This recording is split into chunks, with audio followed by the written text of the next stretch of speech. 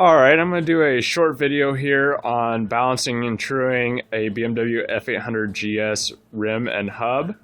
I already did a short photo segment on how to properly lace it. One of the critical things and when you're checking for your lacing is you'll notice that if you look at it in a photograph or anything like this, when you step to the side, you're going to have points where it looks like you have 9 series of the spokes where they're looking like they're almost going in parallel. Like right here is one set, then down here you have another set, then you have another set and another set. So that'll be 9 sets of 4. That's a good confirmatory thing. Also, if you don't do it right, your rim won't lace right. That's another thing, but you don't want to get it to that point. So follow my setup, it's not too bad. As you can see, this is being done on a fairly gangsta style setup. I have a portable balance that I keep with me when I travel. I'm in the military, so I travel quite frequently. This will be the point right here where I will take a nice ruler and run it across from here to this to make sure I can check for the true as I go through. This isn't anything fancy. This is my little garage here. So, I mean, I want everybody to see that you can really do this in something that's not, phenomenal, not in shop or anything like that. You can balance and true a rim at home. People have been doing it for, the last 100 years. It's not a big deal. But you really do need to follow certain things. Refer to this series as I go along. And so right now, there's a couple things that I need to do with these heavy duty spokes. Number one is, since they are heavy duty and I did tap them up, when I seat these, I'm going to tighten them up. As you can see, it's still pretty loose up here and up top. So I'm going to run a couple more threads down. And then when I get to the point where this is tight enough, I'm actually going to use a brass drift to seat this in there a little bit more. Since you tap it out, the head, it is beveled, but the countersink isn't quite big enough. So one of the members of Woody's Wheels said, definitely hit that with a brass or aluminum drift. I wouldn't use steel, but a brass or aluminum drift to seat the countersink, the part of the spoke into the countersink a little better.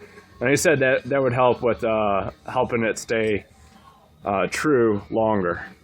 All right, so what I'm going to do here as I go along is I'm going to tighten these up one at a time to 3 threads. So I went from 5 to 2, or I'm sorry, to 3. And you want to do this in small increments. That's why I know I have enough room where I can go to 3, where I'm not going to have to worry about getting it too tight. And if you keep it uniform, especially with this rim because it is a centered rim, some rims aren't centered. So this hub and rim combo run right in the middle. All the spokes are the same length, and it makes it nice and easy for the assembly. So find my point since I let the wheel run around a little bit there. So this is another thing as well. Make sure you keep your start point, but it's not a big deal. It's easy for me right here to find.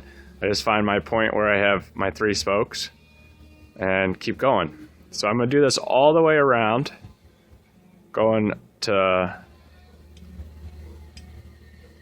3 threads.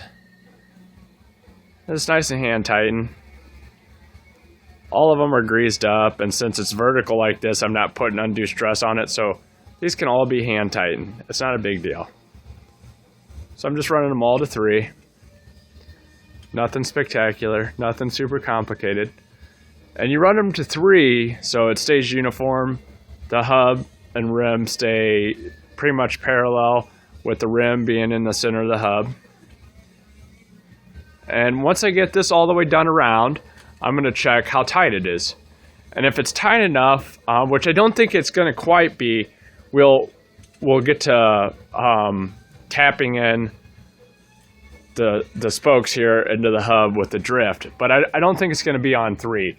What I think I'm going to get down to is get to 3, and then I'm going to do quarter turns. The Woody's Super Spoke right here, not their Super Lace, but the Super Spoke is good enough to run a 7mm wrench on. My spoke wrench I had didn't go up that big, so I just use a 7mm. It's not exact, but it's pretty darn close to it. It's not going to round off or anything like that, so I'm not too worried about that. So it fits with, you know, minimal effort. It'll be more than enough to tighten this up to the point. A lot of people can use torque wrenches or another thing like that. When I get to the point where I'm actually torquing, I will show you my little handheld torque wrench that I have. It's pretty neat. It's something that I got through the military. It was used by armors for torquing down particular things on weapons. So it's not a commonplace little torque wrench. I'm sure people could source it. I have no idea how much it would cost, so it's probably pretty expensive. All right, so I'm going to continue and go through this so I can get it down. I'm going to take them all to 3, and then I'll show you how I do the same thing for asserting that they are at 3 and then doing quarter turns or half turns. So a quarter turn would be run 90 and go to 90. A full turn would be start at 190 and then do a 180 turn. All right, so 90 to 180. All right, it's not a big deal. I usually do quarter turns once I get them tight enough, because I find that then I don't wind up with half the rim being too tight and the other one not being tight enough. It makes sure it just stays square, and it's going to make truing a lot easier. All right.